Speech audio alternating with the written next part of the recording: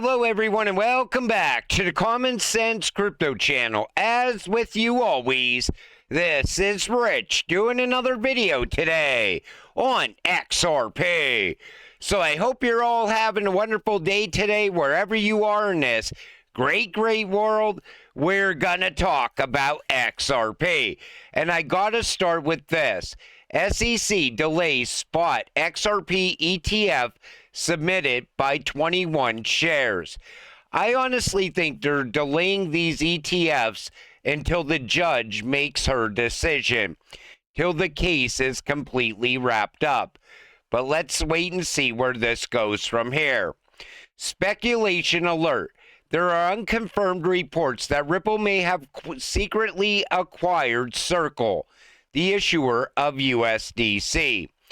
This is all speculation and hype. I keep seeing people saying they bought Circle behind the scenes. Until Brad comes out with an announcement, it hasn't happened yet. That's the way I look at it. So many people are hyping this up right now. The deal got done yesterday before midnight. No, it didn't, because if it did, I think the XRP chart would reflect that news. Here's how Ripple could become one of the largest holders of U.S. Treasuries. So Ripple could become one of the largest holders of U.S. Treasuries. Ripple owns major stablecoin RLUSD, and if it ends up owning USDC, it would need to back them with large amounts of U.S. government debt, just like Tether and Circle. You know, the government debt, they keep hyping it up like it's the most valuable thing in the world. You know, everybody wants that U.S. debt. It's like, why would you want to own the U.S. debt? Especially now, at a time where I think they're going to tokenize the debt. I think that's the path we're already on. But Ripple could end up owning a lot of U.S. debt if they acquire Circle. And this comes from Bill Morgan. He talks about that loophole for USDT. So terrorists, cartels, and criminals will access funding more easily through a newly expanded loophole for offshore issuers like Tether. Stablecoins have been called the new kingpin of illicit crypto activity and can make it easier to finance terrorism, evade sanctions, and pay criminals. The bill should prevent offshore companies like Tether, with its track record of facilitating criminal activity, from evading regulations imposed on U.S. companies. But the most recent draft would allow a company to issue a stablecoin offshore and avoid the bill's minimal rules, while still allowing these foreign stablecoins like Tether to be traded on decentralized exchanges in the United States. I think that needs to get taken out of there. You know, Tether should not get a free pass in the United States. If they can't pass MiCA, then they should be done in the U.S. as well. If they can't pass an audit, they are risky to begin with. It's only a matter of time until Tether comes crashing down. And that's why I don't see a place for it in the United States. This comes from Eleanor Tourette. Vote on the motion to proceed to debate the Genius Act scheduled for tomorrow, today actually, at 11:30 a.m. So by the time this video goes live, they may have already either voted that bill in or voted it down once again. I'm hoping this gets passed. This would push innovation ahead in the United States. America must lead in digital assets, says Cynthia Lummis. So here's what I see with this lady, and she's a travesty. You know, first of all, she's Bitcoin only. We all know that. She owns Bitcoin and she only cares about her own bags. But in public, she pushes digital assets. Why is that? Because if she came out as Bitcoin only, most likely she would be removed from her position as far as crypto goes. In other words, they would move her away from crypto as far as they can, because everybody wants a level playing field. We have a handful of people in Washington that don't want a level playing field. She's one of them. Lutnick is another. Bo Hines, I believe, is another Bitcoin maxi. And, you know, if you got these people out of there, I think things would move quicker, because I am sure behind the scenes, she tried to slow down this stablecoin bill. The reason I say that is because this stablecoin bill does not help Bitcoin at all. In fact, it would weaken the idea of Bitcoin, because now the U.S. would be on a path to the digital dollar. Once we get a gold-backed digital dollar, or a digital dollar backed by some actual value, that changes everything for Bitcoin, because we already know Bitcoin is backed by nothing but unicorns and dreams. BitMEX and Ripple, RLUSD, is now available to deposit, buy, and trade on BitMEX. This was the big announcement from the other day. Coming soon, adding RLUSD to multi-asset margining, making BitMEX the first exchange to offer RLUSD as margin. But it gets even better. XRP, the native token of the XRP ledger, will also be added to multi-asset margining on the 27th of May at 4 UTC. This is also very good, because this is going to bring value to XRP. It's nonstop growth around this cryptocurrency. RLUSD is opening doors. Then comes in XRP. They're going to complement each other. This is going to be so big over the coming months. We see the growth now. These are just announcements still. Wait until the value starts coming from this. I'm expecting gradual upward movement. The payment system is there. We just need to get a legal framework for it to thrive here in America. Take a listen. Do you envisage the day when I can go to my broker and say, right, buy me X number of stablecoin and keep it in my account? Absolutely. You'll be able to do that almost instantaneously. And again, the payment system is there. We just need to give a legal framework for it to thrive here in America. Otherwise, we'll see what's been happening. It's going to keep moving offshore. This is a better way for us to protect consumers, and it's certainly a better way for us to make certain that America remains the hotbed of competition and innovation in this space. It seems to me that would be this is a big win for the crypto business, but I'm surprised to see Bitcoin and Ethereum actually losing a little ground today. But Santa, because this doesn't help Bitcoin or Ethereum. This helps utility-driven cryptocurrencies like XRP, XLM, XDC, HBAR, and so on. You ever take notice the mainstream media news? They only think of Bitcoin and Ethereum when somebody says crypto, or when somebody says, oh, digital assets. Right away, they go to their go-to cryptocurrencies, Bitcoin and Ethereum. This market is so much bigger. Mainstream media news can only ignore cryptocurrencies like XRP for so long. They will be forced to talk about this cryptocurrency. Wait and see. Stack smart, stack early.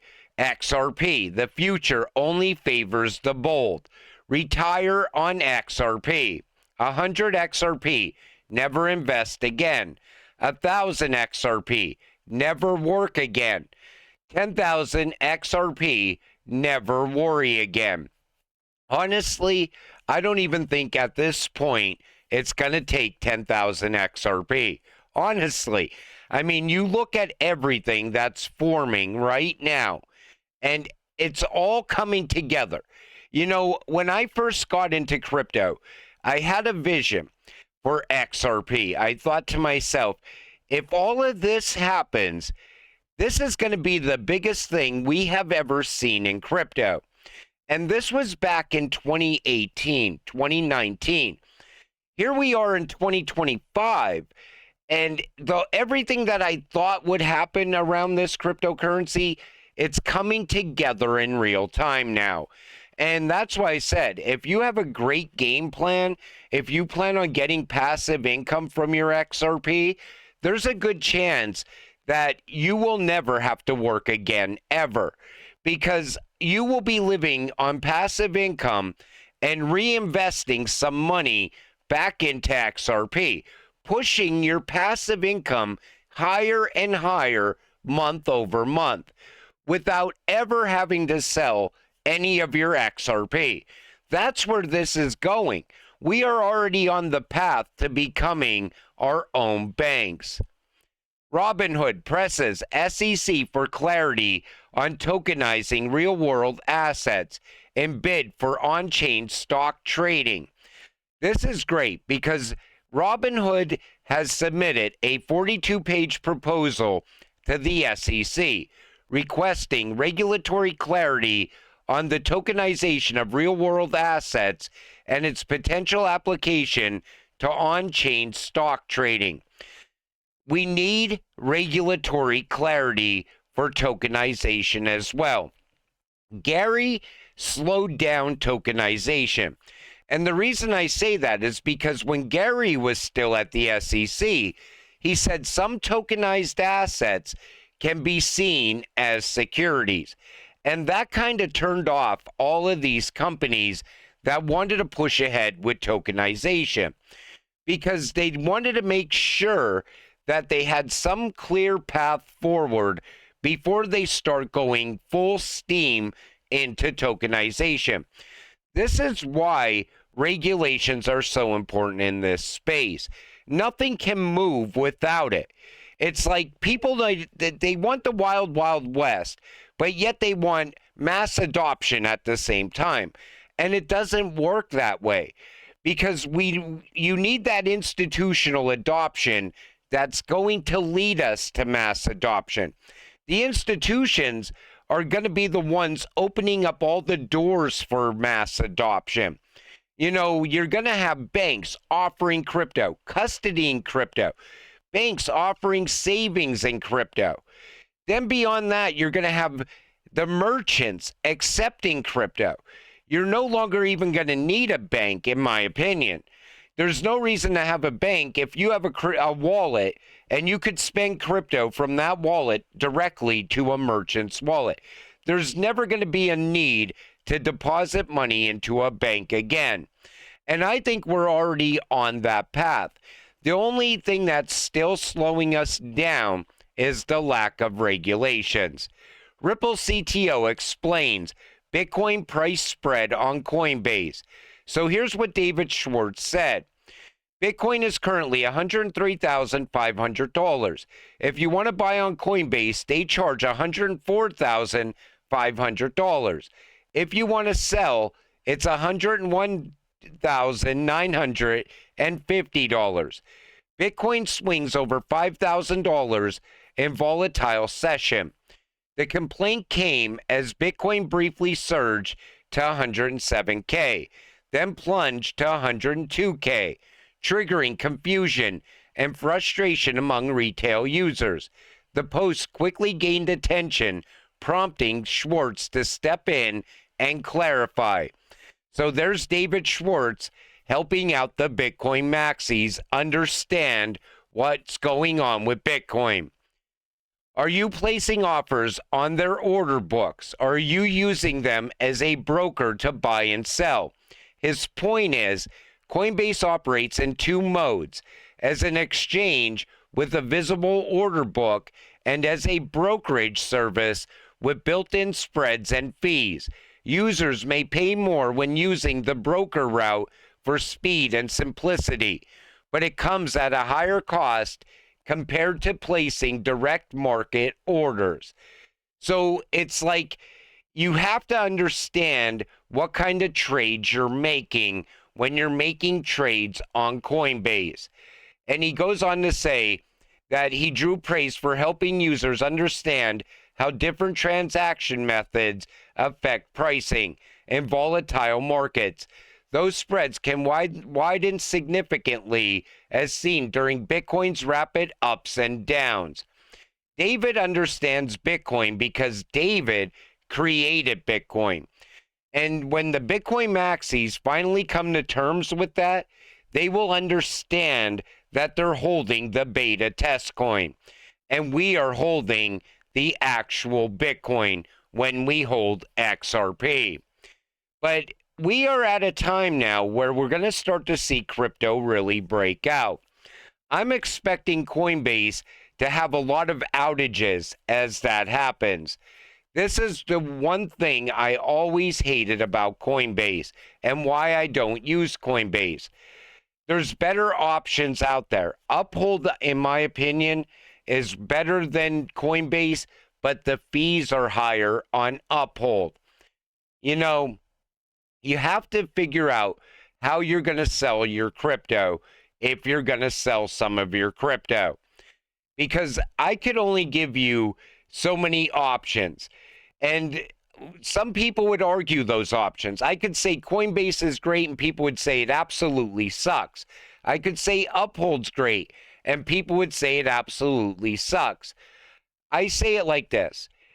If you go and you look at both and you look at the fees, then you can make a better decision for yourself. Because I had people ask me what exchange I would sell on if I was going to sell some of my crypto.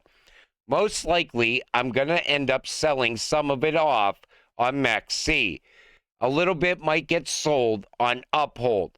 But other than that, I don't think I'm going to be selling a whole lot of crypto in this run. Because there's too many options opening up now. Even Flare is gaining traction now as far as passive income. I want to see what opens up between now and the end of this year. Then I'll be able to make a better decision. I'm not in any rush right now because we're not quite there yet. Once things get really hectic and really exciting, I'll start talking more about your options. You know, what I would do, where I see this going. You got to analyze real world events as well. Big things can factor in crypto. But like I always tell you, until it happens, stay patient, stay positive, and let's get rich together. With that said, I'm going to wrap up this video. I want to thank you all for watching. I appreciate all of you. I'll see you in the next one. Have a great night.